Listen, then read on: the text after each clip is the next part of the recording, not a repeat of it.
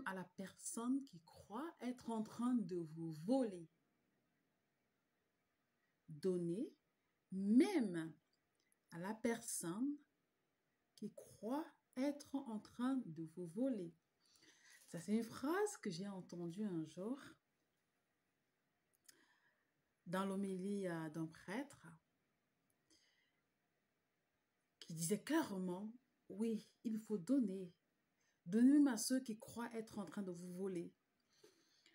Et ce jour, franchement, j'ai cru que ce n'est qu'à moi que le prêtre s'adressait parce que je venais d'être abusée par quelqu'un qui effectivement m'avait volé, m'avait manipulé pour avoir de l'argent et je le lui avais donné, pas qu'une fois d'ailleurs.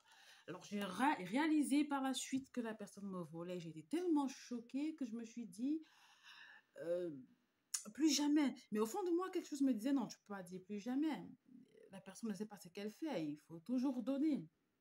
En plus, il faut me poser la question, Banguela, pour qui est-ce que tu donnais? Bien. J'ai réalisé qu'au fond de moi, ce geste était par amour pour la personne, mais surtout pour Dieu. Ah oui. Alors, je repense ce matin à cette phrase, à cette leçon, parce que il y a aussi une autre situation que nous pouvons tous vivre d'ailleurs, c'est aimer la personne qui ne mérite pas notre amour. C'est aimer quelqu'un qui nous hait, quelqu'un qui nous trahit, quelqu'un qui nous traite mal. C'est aimer en fait, oui, nos ennemis. J'ai juste envie de dire, quel que soit ce qu'il te fait, quel que soit ce qu'elle te fait, il faut se rassurer d'une chose. Est-ce qu'au plus profond de moi, malgré tout et avec tout cela, je l'aime? C'est donc quoi l'amour? C'est pas qu'une question de, de sentiment. Genre, ben, quand je le vois, mon cœur, il bat. J'ai envie de le prendre dans mes bras, ou j'ai envie de ci, de ça. Ça aussi, c'est de l'amour, hein. Oui, attention, l'amour Eros a toute sa place. Mais osons pousser notre amour à ce degré d'amour proche à celui qui nous a aimés en premier, le Christ. Il l'a aimé quand bien même on le clouait sur cette croix. Il a dit, Père, pardonne-leur, car ils ne savent pas ce qu'ils font.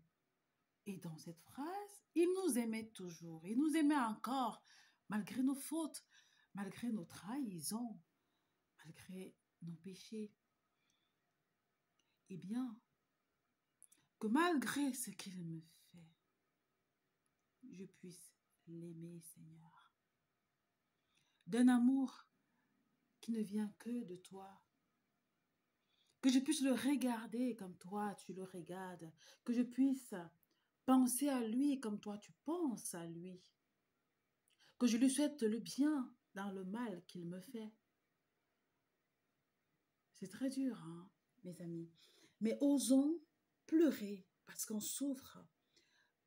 Pleurer parce qu'on est dans l'injustice, parce qu'on est trahi, parce qu'on est scandalisé par les actes de l'autre. Mais que dans nos pleurs, nous soyons certains d'être malgré tout dans le bien. Et que dans nos pleurs, nous puissions avoir un cœur qui, au-delà de cette émotion, de cette sensation, aime. Oui. Aimons-le. Aimons-la. Bénissons-le. Bénissons-la. Bénissons aussi tous ces gens avec qui ils nous trahissent. Il ou elle, c'est-à-dire ils, les hommes, les époux, elles, les femmes, parce que oui, aujourd'hui, on arrive nous aussi à faire comme eux, à se dire, bah, s'il m'a trahi une fois, je le trahirai 3 fois ou plus encore pour lui montrer que ce qu'il me fait, je peux le lui faire. Non. Donnons même à celui qui croit être en train de nous voler. Eh bien, aimons celui qui croit être en train de nous trahir. Aimons. Pas dans le sens, bien sûr, Eros. Osons aimer dans le sens agapé, dans le sens philia. Même si l'on venait à nous quitter, ou même si pour sauver notre tête, notre cœur, notre vie, on en venait à le quitter ou à la quitter, faisons-le dans l'amour. Même si il ou elle ne mérite pas cet amour, aimant.